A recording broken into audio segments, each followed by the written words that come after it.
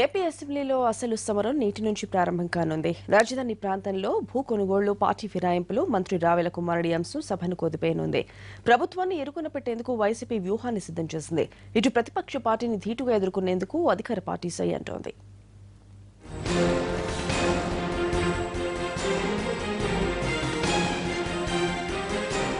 AP assembly సమావేశాలు శనివారంతో ప్రారంభమైన అసలు సిసలైన యుద్ధం మాత్రం ఈ రోజు నుంచి జరగనుంది.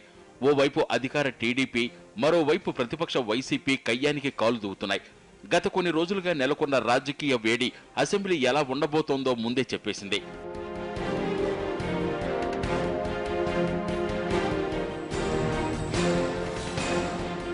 అధికార పార్టీ ఆపరేషన్ ఆకర్ష్ పై మండిపడుతున్న వైసీపీ సభలో ప్రభుత్వంపై అవిశ్వాసం ప్రవేశపెట్టనుంది. గవర్నర్ ప్రసంగానికి ధన్యవాదాలు తెలిపే తీర్మానంపై జగన్ ప్రసంగం ముగిసిన వెంటనే వైసీపీ అవిశ్వాసం పెట్టనుంది. దీనిపై నిబంధనల ప్రకారం 10 రోజుల్లోనే స్పీకర్ నిర్ణయాన్ని తీసుకోవాల్సి ఉంటుందని వైసీపీ నేతలు చెబుతున్నారు.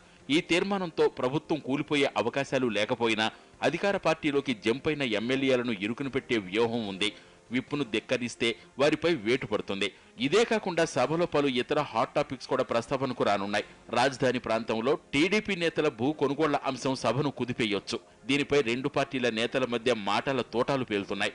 మంత్రి రావెల్ కిషోర్ కుమారుడిపై కేసు నమోదు అంశం కూడా సభలో ప్రస్తావనకు రావచ్చు. ఇటు కాపు రిజర్వేషన్ అంశం, ప్రత్యేక హోదా అంశాలపై ప్రభుత్వాన్ని నిలదీసేందుకు వైసీపీ సిద్ధమవుతోంది.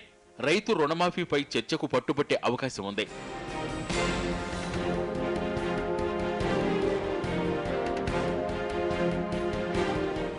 ప్రతిపక్షాన్ని ఇరుకున పెట్టేందుకు అధికార పార్టీ కూడా సిద్ధమైంది.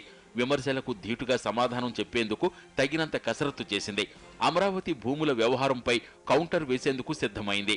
హాయ్లాండ్, లింగమనేని భూములపై చర్చకు సై అంటోంది. వైసీపీని ఇరుకున పెట్టేందుకు ఇడుపులపాయలో అసైన్డ్ భూముల అంశాన్ని మళ్లీ తెరపైకి తీసుకురానుంది. దొనకొండలో జరిగిన హత్యతో జగన్ బంధువుల సంబంధం తెరపైకొచ్చే అవకాశం ఉంది. రోజా, నాని, చెవిరెడ్డిపై గతంలో వచ్చిన ఆరోపణలే టార్గెట్. మొత్తం మీద అసెంబ్లీ సమావేశాలు మాత్రం హాట్ గా సాగే అవకాశాలే ఎక్కువగా కనిపిస్తున్నాయి.